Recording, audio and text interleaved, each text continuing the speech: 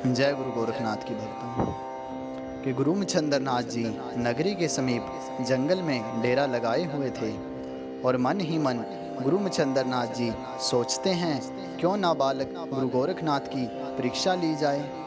और गुरु मच्छंद्रनाथ जी गुरु गोरखनाथ जी को बुलाते हैं और बाल रूप गुरु गोरखनाथ जी उनके चरणों में शीश नवाते हैं और गुरु मच्छंद्रनाथ जी उनको देखकर मुस्कुराते हैं और कहते हैं कि अरे बच्चा, मुझे तो बहुत भूख लग रही है, आप जाओ और नगरी से भिक्षा लेकर आओ। और गुरु गोरखनाथ जी गुरु जी को आदेश मनाकर नगरी की तरफ चल देते हैं और भिक्षा मांगते मांगते एक ऐसे घर अलग जगा देते हैं जहाँ पर कोई त्योहार मनाया हुआ था।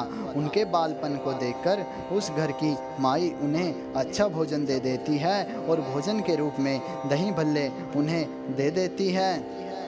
और नाथ जी उस भोजन को लेकर गुरु मच्छंद्रनाथ जी के पास चले जाते हैं और गुरु जी भोजन ग्रहण करते हैं और कहते हैं, अरे बच्चा गोरखनाथ, भोजन तो बड़ा स्वादिष्ट था, मेरी तो और खाने की इच्छा हो रही है। तुम ऐसा करो, नगरी में जाओ और मेरे लिए 2 दही बड़े और लेकर आओ। इतना सुनते ही गुरु गोरखनाथ जी शीश नवाते हैं और नगरी की तरफ दही भल्ले लेने के लिए चले जाते हैं और उसी माई के द्वार पर अलग जगा देते हैं।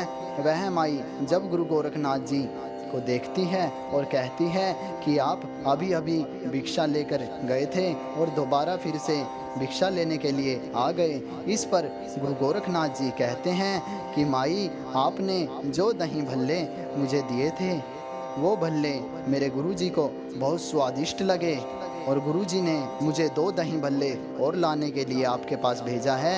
आप 2 दही भल्ले मुझे और दे दीजिए ताकि मैं अपने गुरुजी को ले जाकर खिला सकूं। इतने में वो माई गुरु गोरखनाथ जी को बुरा भला कहने लग जाती है और कहती है कि आप मुझे साधु कम पेट के पुजारी ज़्यादा मालूम होते हो और गुरुजी का नाम लेकर तुम आप इन दही भल्लों को खाना चाहते हो और नाम अपने गुरुजी का ले रहे हो और जो पहले लेकर गए थे वह भी तुम आप ही खाकर आए हो, उनसे पेट नहीं भरा तो तुम दोबारा मांगने आ गए। गुरु गोरखनाथ जी उन्हें समझाने की बहुत कोशिश करते हैं, लेकिन जब भी गुरु गोरखनाथ जी उनको बताने व समझाने की कोशिश करते हैं वह माई उन्हीं को दोषी बताते रहती है और अंत में कहती है कि अगर तुम इतने ही बड़े गुरु भक्त हो तो तुम अपनी एक आंख मुझे दे दो और बदले में दही भल्ले ले लो।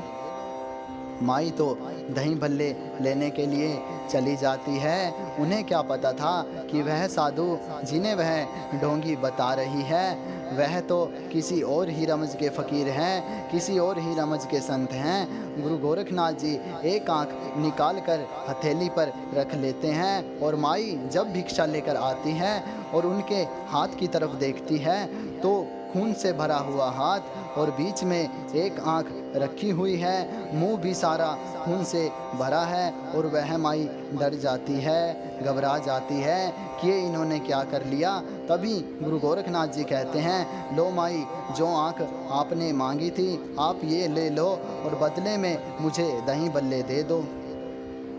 और माई कहती है, मुझे नहीं चाहिए, आप भल्ले भी ले जाओ और आँख भी ले जाओ और यहाँ से चले जाओ, इन्हीं के साथ यहाँ से आप चले जाओ। और उस माई के चेहरे पर एक अलग सी मायूसी और एक अलग सा डर था और वह अपनी कही हुई बात पर शर्मिंदा भी थी।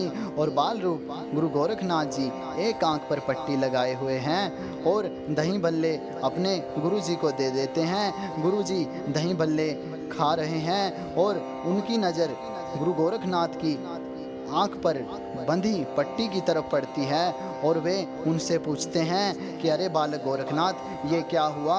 तो गुरु गोरखनाथ जी उन्हें सारी घटना बता देते हैं, पर गुरुजी तो जानी जान थे।